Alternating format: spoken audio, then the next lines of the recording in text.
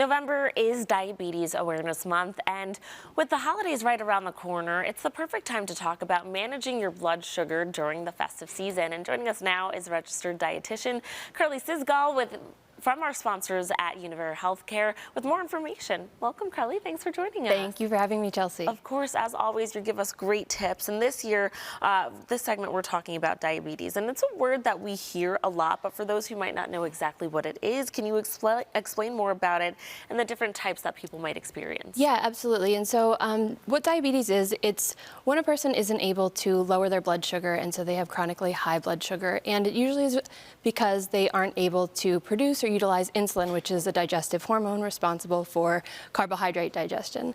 But before we talk about the different types of diabetes, to really understand it, we need to understand what blood sugar is. So when you eat a carbohydrate, piece of bread, for example, you start chewing it and it starts digesting into sugars, which enter your bloodstream and then get taken up into your cells to be used as energy. But to get into your cells, you need insulin. And so I like analogies, so sorry, indulge me. But it's sort of like a highway, and the blood sugar is the cars, and the insulin is opening up the off-ramps to let the cars off and to let them in the cells. But without insulin, all the cars are stuck on the highway, and so it gets kind of congested and is stressful to think about, but it's also stressful in your body. Right.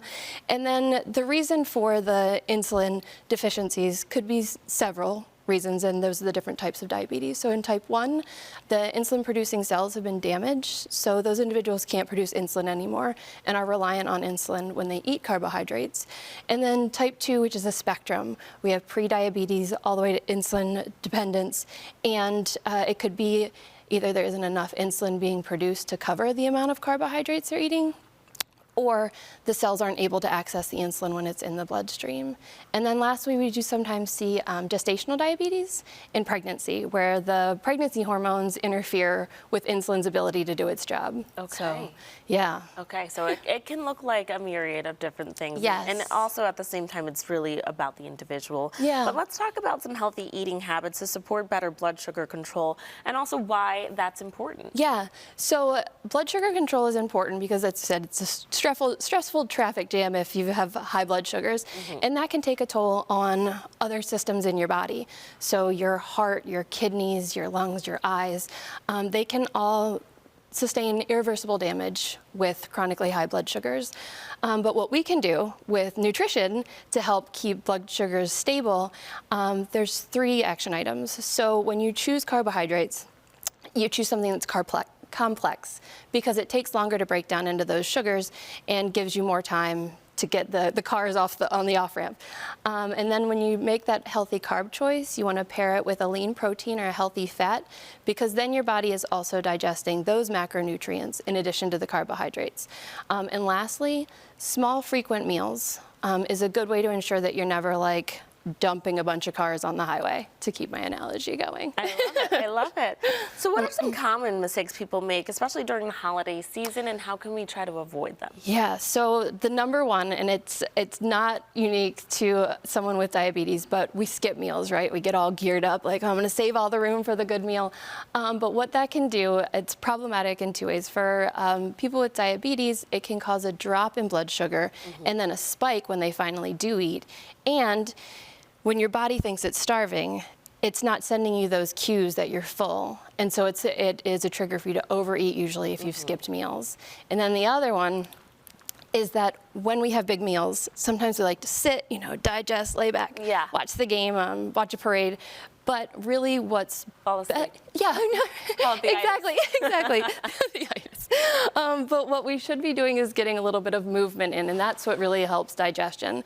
So I don't know, you've got links to the weather people here, but I don't know what it's going to be like next week. But if there's not snow on the ground, it would be a great year to maybe start a tradition where you go for a walk between courses or after the big meal rather than just sort of sitting down. that. Okay. What advice do you have for someone that really wants to enjoy the holiday treats without compromising so much on their health? Yeah, it takes a little bit of planning. So if you're going to an event and you're not sure if there's going to be a healthy dish, you can bring the healthy dish. And as a dietitian, I usually bring the healthy dish, and it goes pretty well. Yeah. So planning there, but then when you're there, planning your plate, right? So it's the power of the plate. Usually we say that like first, before it gets into your mouth, it's got to get on your plate. Sometimes in my family, it's a bit of a free-for-all, and that's not the case. And then when you have the plate, choosing a smaller plate, because you can always get seconds, Okay. and cutting the plate sort of in half and filling half of your plate with non-starchy vegetables or that healthy dish that maybe you made and brought, and then the other 2/4 with protein and then a carbohydrate. And lastly, dessert. No one wants to miss out on the holidays. Right. So being mindful when it comes to having your dessert. If you want to cut some carbs there, you can not eat the crust of your pie or opt not to get it a la mode. But then taking small bites and really thinking about the experience. Sometimes having sips of water between bites can help slow your roll and put you in control of it. Slowly. Yeah. But really enjoy it and have a quality experience over a quantity experience. I love it. Well, Carly, you've given us some great ideas. How can our viewers get in touch with you if they're interested in learning more? Yes, well, for the Univera members, we are right here for you. If you've got your ID card, you can flip it over, call the number on the back, say that you'd like to speak to a case manager. We have registered dietitians, registered nurses, respiratory therapists, physical therapists, behavioral health specialists, and social workers.